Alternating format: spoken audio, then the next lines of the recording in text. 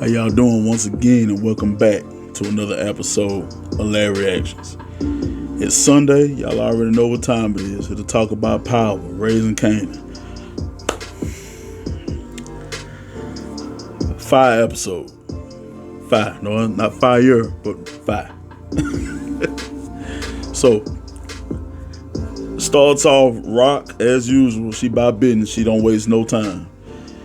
First thing you see is her walking up the Palomar door.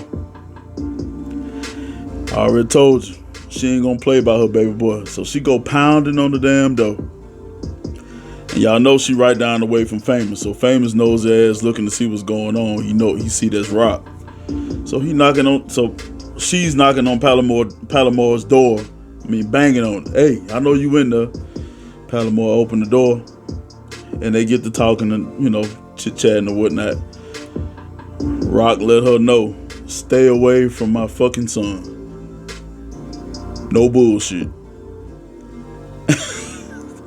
She came with a warning and that thing. Rock is not playing. And Palomar pretty much got the message. And nothing else need to be said. Rock was like, next time I come up here, she ain't doing no talking. So that means she just gonna be shooting. I told you. Rock is not gonna play about her baby boy. But few things happened. Some good things happened in this episode. This is a very good episode. Very good episode. See, I might be all over the place, y'all, so excuse me.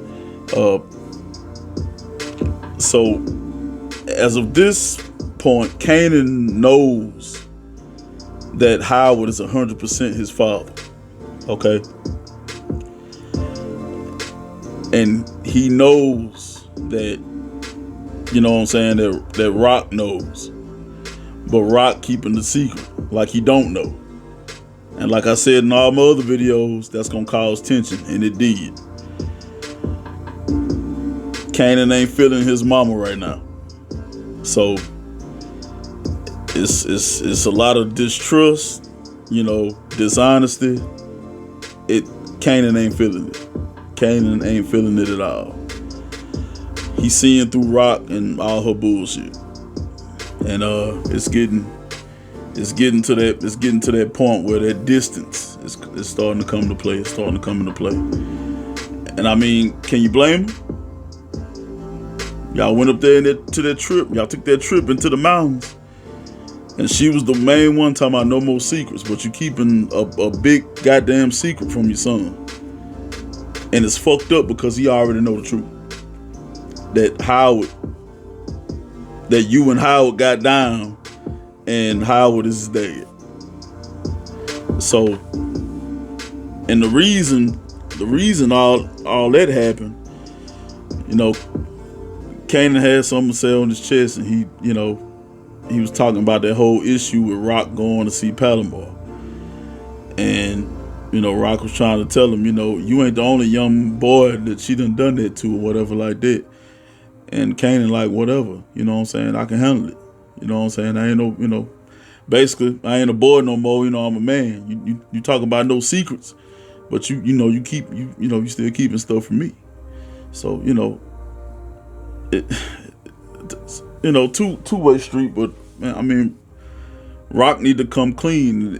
If she would have came clean, they wouldn't be in this situation with this distrust, this distance they got between them now.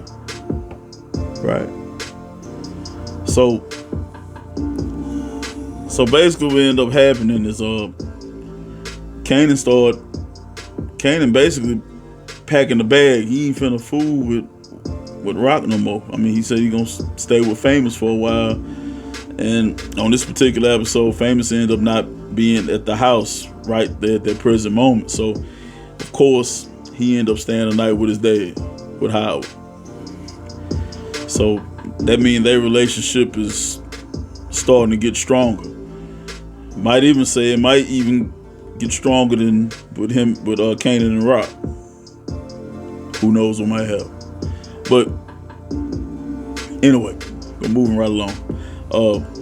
Detective Burt, This chick is still digging. She is still digging. She remind me of fucking Sax from Tariq store. She this chick gonna come up missing, man. So she's still digging, right? On Howard's case and about Howard getting shot or whatever like that. Howard already know about this, what's going on. So Howard go to the police chief and the police captain, and he reported that, you know, I don't need nobody digging up my old cases or basically being in my shit. You know what I'm saying? That rubbed me the wrong way. So basically what ends up happening, the captain calls Burke into the office and, you know, basically tell her to back the fuck off. Chill out. Mind your own fucking business. So, and that's gonna cause a lot of, you know, distrust between Howard and Burke, which they got a good partnership, you know, as far as work wise, but man, Burke, you digging too much. You digging too much. Don't you think if that motherfucker want to know more about this, he come to light with it, just leave it the fuck alone. That's it. Man, it's just, I don't even know what to say. And what else happened? Oh man.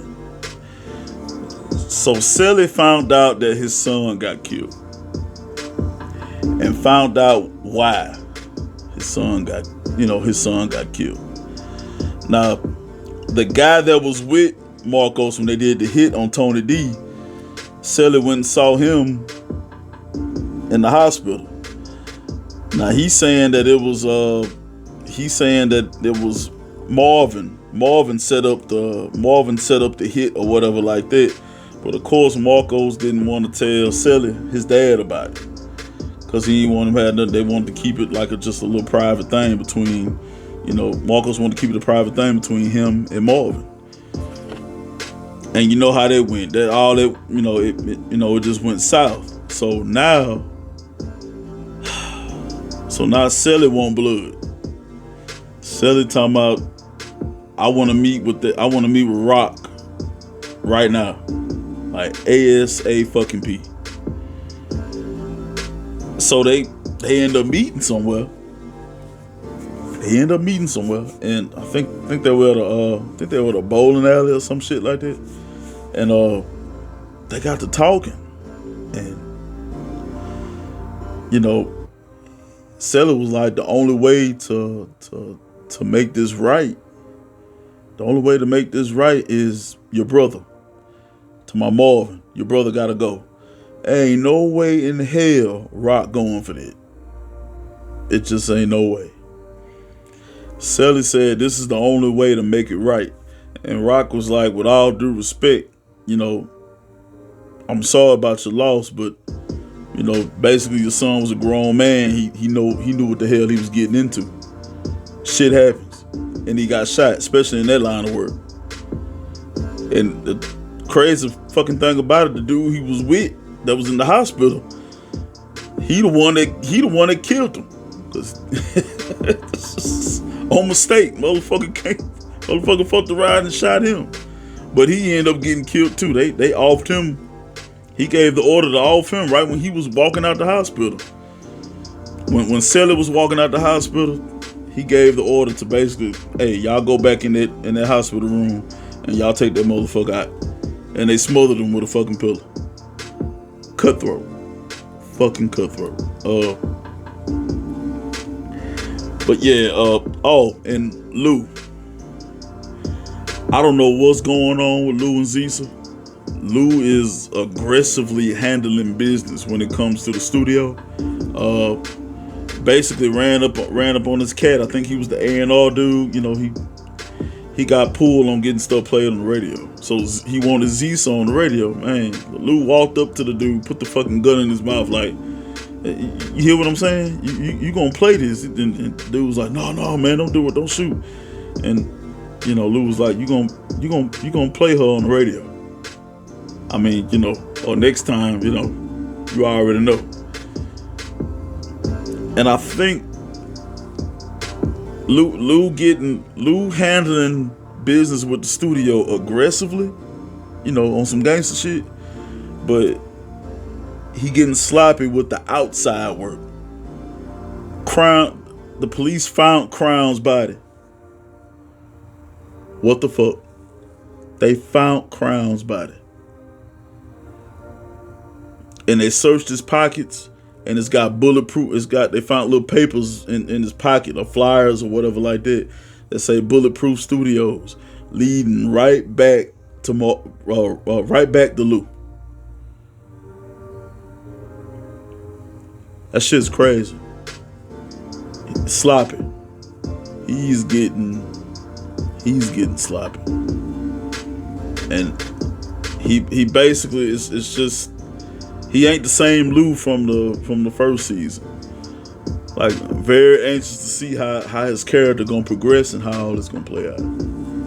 Because he leaving loose ends.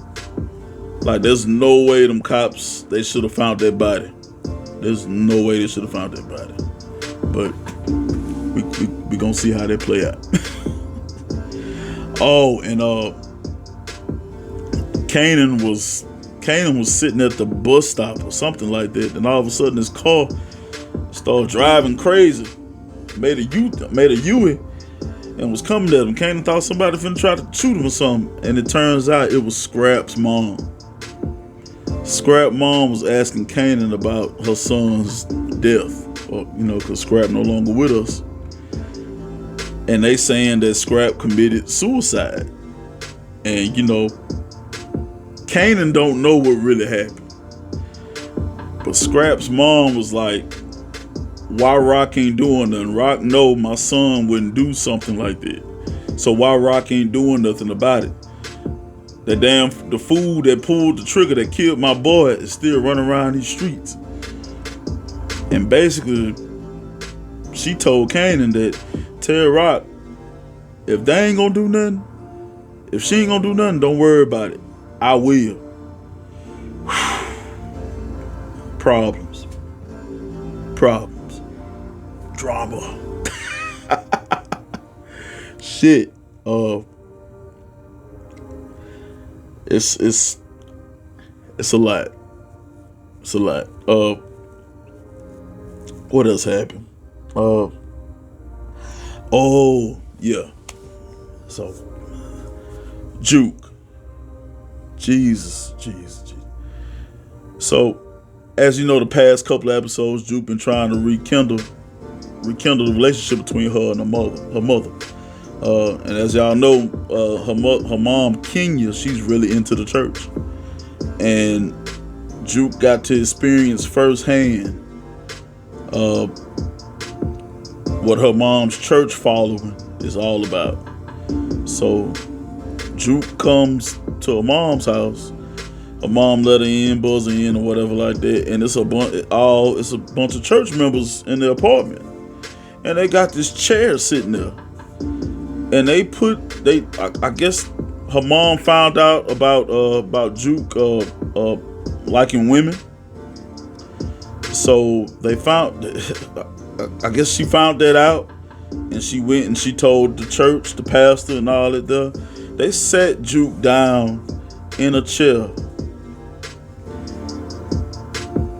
and they was doing like this ritualistic type shit. They made Juke watch a man and a woman having sex or whatever like that.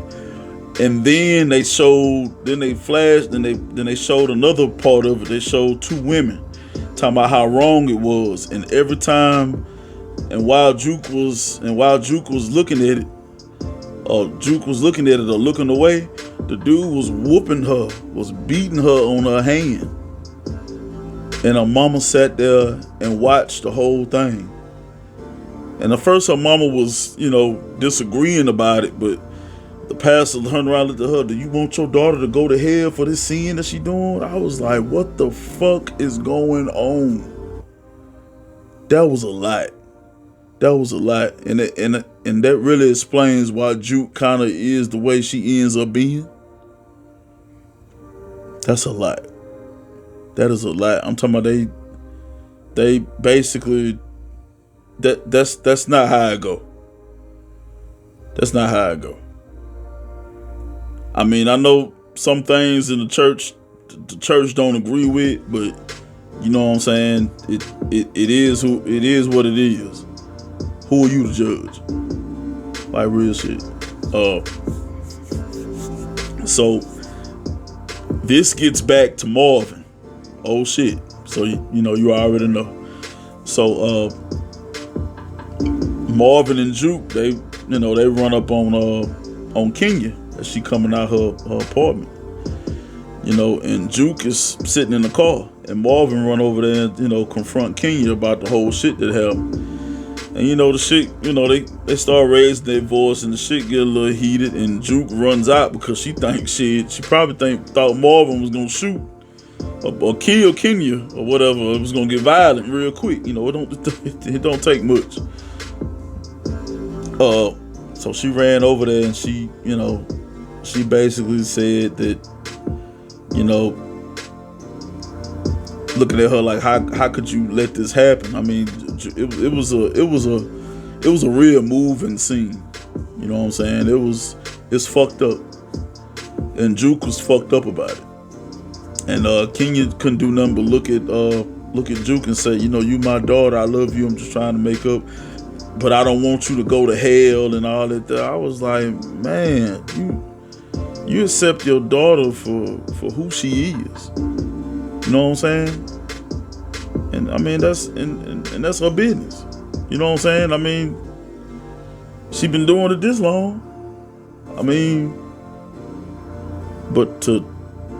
and then for her to have to go through that, what she went through, sitting in that damn chair and letting that pastor beat her on her hand, that's making her watch light porn or whatever the fuck that was watching. That ain't how I go. That was on some cult ritualistic shit. That shit was crazy. Damn. And I can imagine Lou. I mean, not Lou, but Marvin. I can imagine Marvin wanna shit, drop kick her ass in the Pentecostal or something like that. I can imagine. But afterwards they got in the car. They got back in the car or whatever like that. And Marvin was going to drop Juke back off at home. And before Juke got out the car, Marvin tried to open up with Juke a little bit. And Juke was like, any other day, but not today. But he actually got a smile out of Juke. Juke actually called him Marvin Daddy. She actually said that. And that lets you know his character progression. I mean, and I saw this coming, and both of them need that. They need that. You know what I'm saying? Basically, Marvin was saying, Marvin. There was a phrase that was said before she got out the car. Marvin was like, "All right, I'll hit you later," and he was like, "Nope, wait, damn it, stupid." He was like, "No, you know what I mean. I'll call you. I'll call you later." And Juke was like, "All right, I'll be, where I'm at. I'll be here, or whatever like that." And when she got out the car, Marvin was like, "Damn, stupid nigga. Gonna say hit after, because they had a little scuffle, in the house." But anyway. So Marvin was feeling pretty good, you know what I'm saying? He wanted to share the news that, the anger management shit really been working. It's really been turning stuff around for him, especially with the relationship between him and Juke. And so he goes to the center where what's her name? Crystal. So he goes and meet Miss Crystal. And I know Miss Crystal been feeling Marvin since probably the beginning. They gonna end up doing the business. Eventually it's gonna happen. But so they meet up, they in front of the center or whatever like that. And Marvin was like, so you wanna go get some, get a bite to eat or go out for a cup of coffee or something like that right now? And she was like, yeah, I like that. So they get to walking down the street and they get to talking and you know what I'm saying? And all of a sudden the fucking Italians come out of the fucking alley, the side street or whatever, and they just shoot. And the episode goes off. I was like, what the fuck? This is war.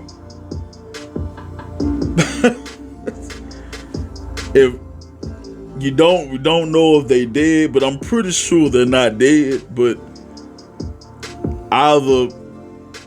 wouldn't it be crazy if Crystal ended up getting shot and she died and Marvin survived, or both of them got shot and Crystal died but Marvin survived?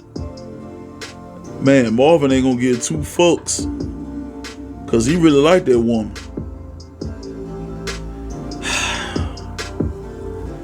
I swear this shit get better and better every week. It's fucking crazy. But 50 Cent, you got a gold mine, man. For real. But y'all comment down below what y'all thought about Power, Raising Kanan this week if y'all watched it. And y'all let me know what y'all think gonna happen in the next episode. Just theories, anything. Let me know down in the comments what y'all think gonna happen. And make sure y'all like and subscribe. God bless the Fed. Whoa.